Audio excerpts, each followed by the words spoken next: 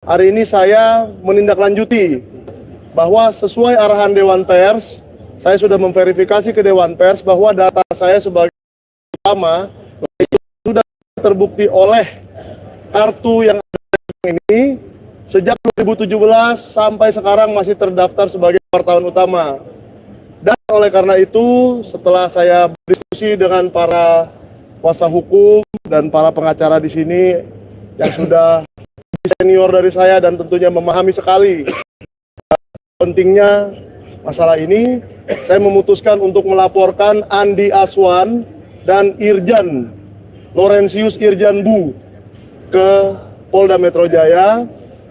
Soal pasalnya apa nanti kita akan lihat kepada penyidik di dalam ya, kepada pihak SPKT di dalam untuk memberikan saran-saran masukan dan kepada kuasa hukum saya serahkan. Oke. Tetapi yang paling parah itu Andi Aswan telah mengatakan bahwa saya wartawan palsu, saya pers saya itu palsu yaitu kartu ini, mengatakan itu di TV nasional yaitu di Garuda TV, dan hari itu di sebelah saya di Aswan ada Pak Roy Suryo, sehingga saya ajak beliau hari ini untuk menjadi saksi bahwa Andi Aswan benar-benar mengatakan itu ya di Garuda TV, dan nanti saya juga akan meminta pihak Garuda TV sebagai penanggung jawab acara, kalau perlu pemretnya Ibu Eli Husin untuk juga ikut berbicara sebagai saksi bahwa hal itu terjadi pengawasan beliau di acara yang di stasiun TV beliau. Dan untuk itu mungkin pertama ke pengacara dulu ya, Pak Hendrian. Silakan Pak. Terima kasih. Silakan Pak. Dipegang aja. Ya. Oke, terima kasih. Hari ini kami membuat laporan.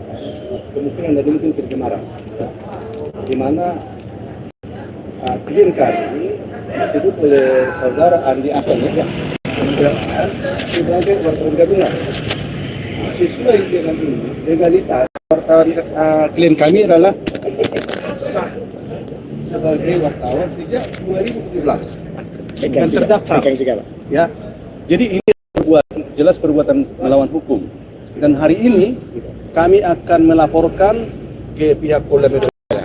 Ya, semoga nanti ini bisa berproses dan mereka bisa sampai diajukan ke pengadilan. Kira yang bisa kami sampaikan. Oke. Bukti-bukti termasuk SK pengangkatan beliau sebagai wartawan penanggung jawab Santana, Okas dan TV. Itu kita bawa semua bukti-bukti. Nanti kita serahkan ke SPK. Jelaskan pasal. Nanti ada videonya ada ya. Videonya sudah ada. Videonya sudah ada lengkap dan memang itu juga sudah ada di YouTube dan sudah tersiar secara luas ya, secara nasional. Jadi ini hanya sebagai pelengkap saja. Kami tidak mengubah apapun di dalam video itu, dan perkataan Andi Aswan jelas sekali, bahkan diingat sekali oleh Pak Roy Suryo ya. Mungkin dari Pak Roy dulu. organisasi wartawan nih, organisasi jurnalis, Ya, Forum Jurnalis Peduli Keadilan. Ya. Tanggapan sedikit Pak, tolong. Oke, baiklah rekan-rekan pers semua. Saya Jansen Leo Siagian, selaku Ketua Umum Forum Jurnalis Peduli Keadilan. Nah, sebagai jurnalis, kita harus menjadi penegak dan peduli keadilan. Nah, adanya tudingan-tudingan yang mengatakan wartawan Santana ini ketergantungan, makanya kita sarankan juga supaya diadukan kepada pihak yang berwajib. Dan kita minta pihak yang berwajib agar segera menindaklanjuti, tegakkan pro justisia, keadilan. Terima kasih, begitu saja saran saya. Sementara nanti diadukan oleh korban langsung. Ya. Oke, terima kasih. Ini ke Pak Gofur dulu, apa ke Pak Roy dulu? Oke. Pak Gofur dulu ya. Ya. Terima kasih penjelasan Bang. pasal-pasalnya. Terima kasih Bang Michael. Jadi perlu saya tegaskan bahwa langkah yang diambil oleh Mas Michael ini bukan balas dendam ya. Karena Andi Aswan sudah melaporkan Bang Michael di Polres Jakarta Selatan. Jadi ini bukan dalam rangka balas dendam, ya. Tetapi ini benar-benar dalam rangka kita menegakkan hak seseorang negara. yang ketika dituduh dalam suatu forum televisi dan itu disiarkan kepada rakyat Indonesia, maka perlu dimintai pertanggungjawaban ketika bahasanya itu tidak sesuai dengan fakta yang sebenarnya. Andi Azwan telah membangun satu narasi pada saat debat di Garuda TV bahwa Mas Michael ini wartawan gadungan. Nah, langkah yang dilakukan oleh Mas Michael kemudian adalah meminta klarifikasi dari Dewan Pers terkait dengan status dia sebagai seorang wartawan. Sehingga terjawablah tuduhan yang dialamatkan oleh Andi Azwan bahwa Mas Michael ini wartawan gadungan. Maka ketika sudah mendapatkan klarifikasi resmi dari namanya Dewan Pers, berarti Andi Azwan telah melakukan suatu dugaan pencemaran nama baik. Pasal yang kami akan laporkan itu pasal apa saja? Yang pertama pasal 310 dan pasal 311 KUHP terkait dengan pencemaran nama baik, ya. Kemudian yang kedua terkait dengan undang-undang ITE, yaitu pasal 27A terkait dengan fitnah terhadap kehormatan seorang warga negara. Jadi yang kami lakukan hari ini adalah melakukan suatu langkah untuk menegakkan harkat dan martabat seorang warga negara yang beliau adalah seorang wartawan tetapi dituduh itu kemudian wartawan gadungan. Jadi tidak ada unsur balas dendam. Kami di sini adalah betul-betul ingin menegakkan hukum. Kemudian yang kedua terkait dengan bukti, ya, kebetulan kita di sini adalah salah satu saksi kunci yang mengalami langsung, melihat langsung, mendengar langsung peristiwa yang kita duga peristiwa pidana itu, yaitu Mas Roy. Jadi kehadiran Mas Roy ini bukan untuk membuat Andi Azwan semakin terpojok, tidak, tetapi untuk memperkuat laporan. Dan kebetulan yang dituduhkan oleh Andi Azwan itu kan masih dalam konteks diskusi soal ijazah palsu yang diduga milik Presiden Widodo gitu. Sehingga memang ini makin hari makin menarik gitu. Ijazah ini makin hari makin menggelinding liar seperti bola salju, bukan hanya menyasar Mas Roy, CS, tetapi ini juga sudah menyasar orang-orang Pak Joko Widodo sendiri. Oleh karena itu seharusnya ijazah ini diklirkan dari awal supaya tidak ada lagi korban baru. Ya, jadi ijazah misterius kembali menelan korban-korban baru, dan korban-korban baru itu justru datangnya dari kubu Pak Joko Widodo.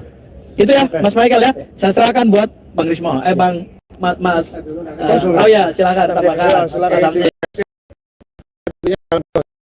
Yang akan dilakukan ini adalah merupakan suatu yang wajar, dalam arti apa yang dilakukan oleh Michael Sinaga ini adalah haknya dia untuk menyampaikan, sehingga haknya dia di dalam kehidupan bermasyarakat maupun dalam aktivitas melakukan penyiaran ini tidak terganggu tentunya. Tapi tentunya kalau kita katakan dalam proses masyarakat, terutama Andi Azwan itu sebagai pengacara, yang dalam hal ini adalah pengacaranya Joko Widodo, ini saat ini kan beliau begitu hingar-bingarnya ya, di media. Kalau kita sebagai masyarakat tentunya kalau setiap hari disuguhi dengan orang-orang yang tidak punya kapasitas, yang tidak punya kemampuan dalam melakukan aktivitas selama proses hukum, kita juga sangat rugi kan tentunya. Kita tentu perlu beredukasi. Hingga saya pikir ini sangat tepat dilakukan laporan polisi karena memberikan pelajaran juga buat dia.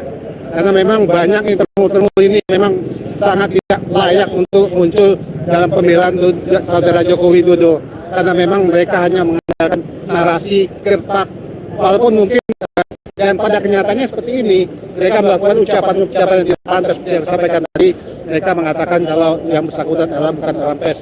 Ini satu pasal yang ada, tentunya pasal 310 tentang pencemaran nama baik dan pasal 311. Jadi saya pikir ini perlu ditingkatkan proses ini, sehingga yang bersangkutan Andi Azwan itu tidak semena-mena aja. Hari ini, kemarin dia melakukan seperti itu, besok-besok dilakukan sesukanya aja.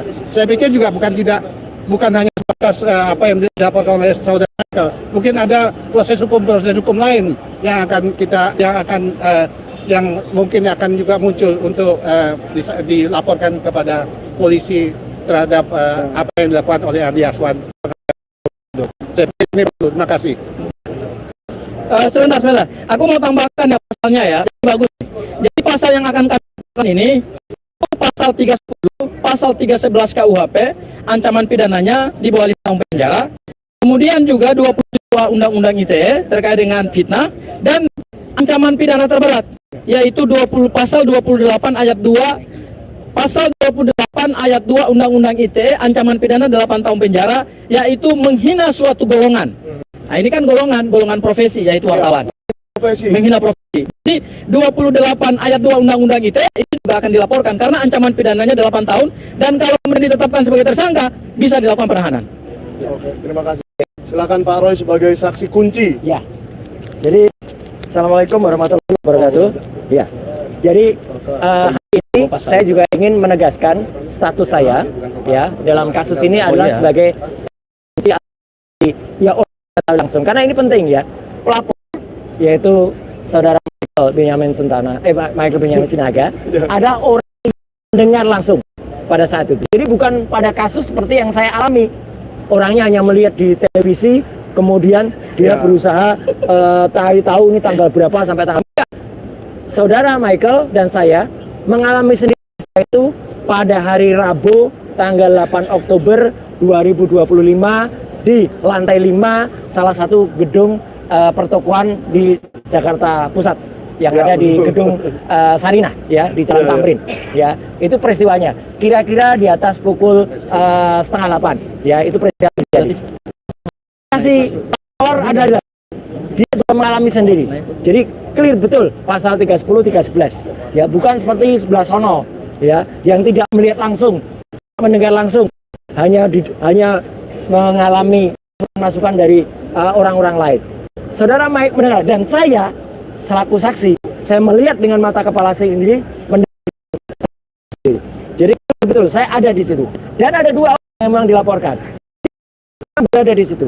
Tapi yang satu lagi yang namanya Irjan, siapa tadi? Loren Buung. Ya, itu adalah membuat tayangan di podcastnya, namanya Mo Satu TV. Itu yang bahasanya lebih kasar, bahasanya beliau. Itu makanya dikenakan Undang-Undang ITE, ya, karena dia mengunggah dan kemudian menyebarluaskan.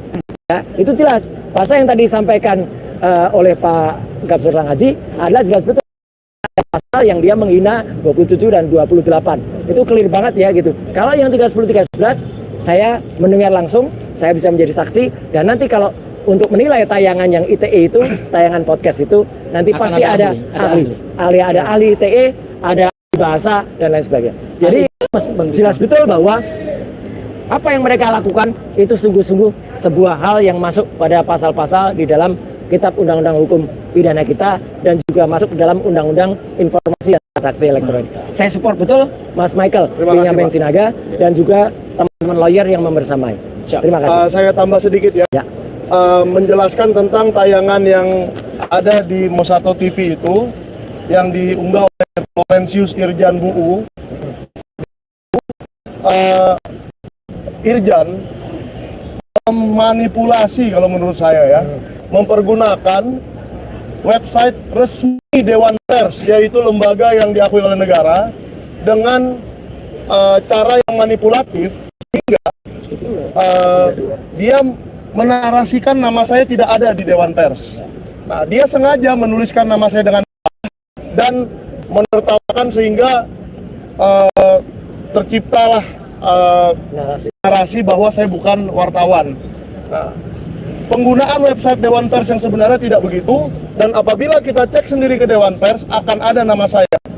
Silakan di Google sendiri website Dewan Pers dan di search di website itu, Sentana saja di search keluar mungkin 50 nama, salah satunya nama saya. Sehingga cara penggunaan yang seperti itu adalah sengaja untuk mencemarkan nama baik saya, sengaja untuk merendahkan profesi saya. Saya tidak tahu profesi dia apa, tetapi kalau dia membuat podcast seperti itu, iya saya nggak tahu ya Pak, tapi saya asumsikan dia juga ingin menjadi jurnalis. Jadi kalau kawan-kawan yang ingin menjadi jurnalis seperti si Mosato ini, tempuh jalan yang benar, ambillah uji kompetensi wartawan di Dewan Pers dan daftarkanlah dirimu dengan benar. Jangan menghina orang yang sebenarnya sudah melewati proses itu menjadi wartawan utama, malah Anda hina dan Anda manipulasi website Dewan Pers yang resmi menjadi semau Anda gitu loh, untuk menyenangkan hati Anda sendiri dan menyenangkan bos Anda mungkin. Saya tidak tahu. Ya, tolong kawan-kawan pers, ayo kita kawal kasus ini Semoga dengan ini tidak ada lagi orang yang melecehkan profesi kita wartawan. Mulai hari ini harus berhenti. Apapun kasus yang mau kita buka, jangan sampai direndahkan.